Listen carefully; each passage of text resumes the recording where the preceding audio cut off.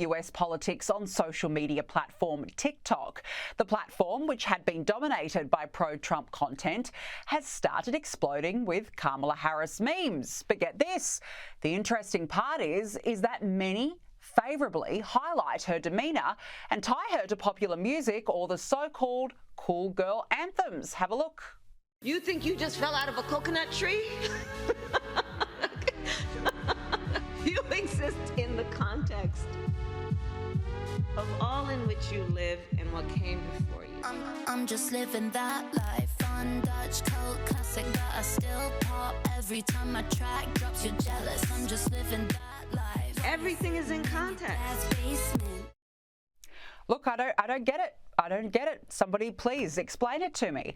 Now, as a result, Kamala has now joined the platform. Madam Vice President, are you on TikTok? Well, I've heard that recently I've been on the For You page, so I thought I'd get on here myself.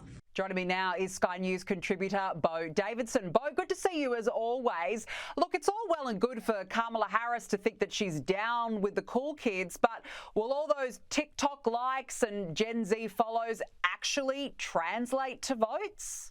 Well, she might get more Gen Z votes than Biden, but what she gains in Gen Z votes, I think she's actually going to lose in moderate independents. TikTok helps sell tickets, it helps sell merch, but it doesn't cast a vote for you as much as the Democrats would like for it to.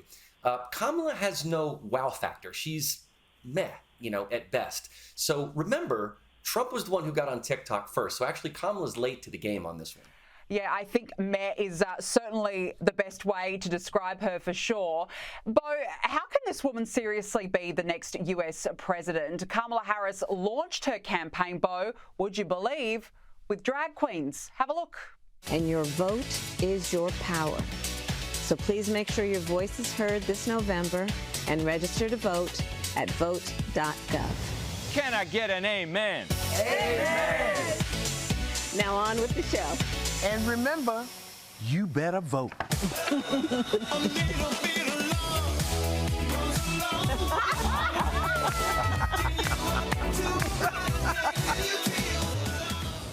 Beau, look, I cringed watching that. Is she serious? Who on earth told her that that's a good idea? Her staff told her to do it because they think it makes her relevant. It's for social issue voters. Her campaign not only embraces memes, Danica, I think her campaign is a meme. So Gen Z is going to lean into this word garbage because, well, frankly, their vocabulary is not very good. I think there's a propensity in Gen Z to celebrate stupidity for some weird reason. It's like this whole brat girl summer thing. So they're going to lean into this. They're actually celebrating the stupidity of the moment.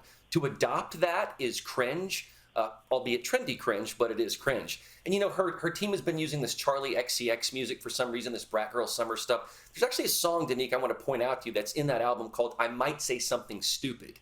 The lyrics to which go, I'm famous, but not quite, but I'm perfect for the background. I go so cold and I don't know if I belong here anymore. What I think Team Trump can do right now is take that same music of what I just quoted to you, put it with an ad with Kamala Harris and saying she doesn't belong here anymore. The White House is not for her. She doesn't have the record to run on. That, I think it's just, quid pro quo. Just put it right back at them. It wouldn't surprise me if Trump does exactly that. Now, look, let's look at the polls. Kamala Harris is neck and neck with Donald Trump in the latest head-to-head national poll. She's nipping at the heels of Trump 47% to 48% among likely voters, according to the latest New York Times Siena poll. Beau, how do you interpret this? Well, I think Kamala may give the Dems a slight novelty boost because she's just so new and because she's, let's just say, slightly less incoherent than Joe Biden is. She's going to be touted as the younger candidate now. So I think there's a novelty factor. But, Danica, give it time. She always self-implodes. Just give it time. She has no record to run on, which is why you're hearing the word prosecutor mentioned so often, because they're having to go all the way back to her prosecutorial record in California, which is not good, by the way. The House just passed a resolution, I think it was yesterday or today, condemning her work on the southern border, which 6 Democrats joined the Republicans in. That just shows you how terrible she's been in terms of policy. So I think her whole campaign is like make Kamala likable. And I'm not even putting again in there because she never was likable in the first place. This is going to be a Hollywood production very similar to Wag the Dog. You're going to have selective polling. You're going to have magazine profiles. Hollywood is going to step up to the plate. Legacy media is going to step up to the plate to help her. It's their SOS. It's their Hail Mary. And I think they're going to frame this as the prosecutor versus the felon. But in my opinion, Danica, Trump can use that to his advantage and spin it to say, yes, she's a prosecutor. She's a political prosecutor. Because Trump has been on the other side of this terrible criminal defense system, this criminal justice system, which he's been talking about for a long time.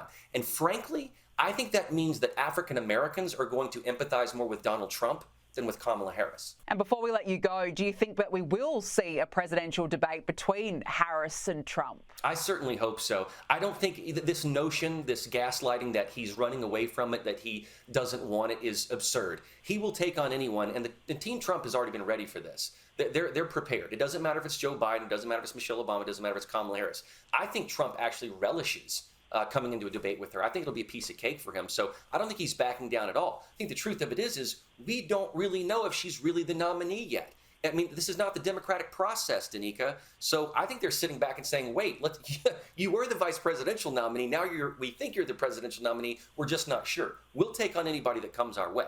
I'm sure Trump would wipe the floor in a debate with her for sure. Beau Davidson, thank you very much for joining us. Always a pleasure.